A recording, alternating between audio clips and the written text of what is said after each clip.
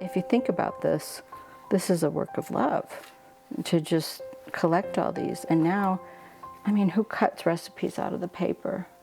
But to me, it's just thinking of my grandma Fanny. Her name was Fanny.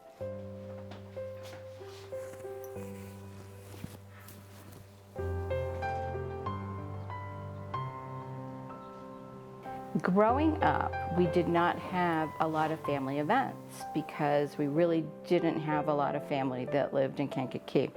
But my mother loved to cook. She was a big Julia Child fan. More than anything, I think she loved to entertain. So she taught us a love for cooking, a love for decorating tables. But Jewish food was something we just ate on holidays. My grandma had died, and she left me lots of cookbooks. I slowly started going through all of her cookbooks and cooking. I was a home economics major at Colorado State. It was a big deal. I did end up really learning more about the science of food and just the fact that I felt comfortable around food, because I think that's the key. You have to feel comfortable with what you do. And I definitely, food and I are it. I started my blog, This Is How I Cook, when my kids went off to college, and they kept calling me, we need this recipe and we need that recipe.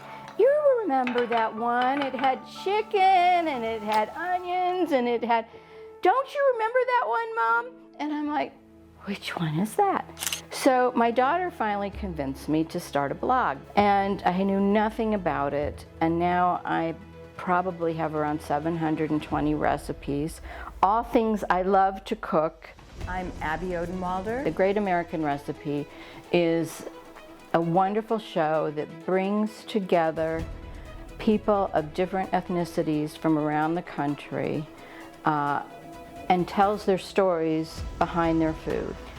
So it was really just a nice mix of people, and you get to hear the stories. And though it's a competition, the Great American Recipe, I think, will touch everyone in certain ways that you don't get from other cooking shows.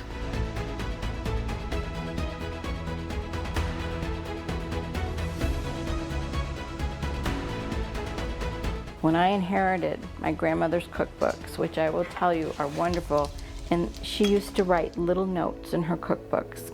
So I still feel like she is here with me when I'm looking through her cookbooks, and every now and then I find pencil handwriting. I never really got to try her cooking, but by using her cookbooks, I feel like I'm closer to her. I don't know how you feel, but when I touch something that I know my grandma touched, doesn't it just make you all warm and fuzzy inside?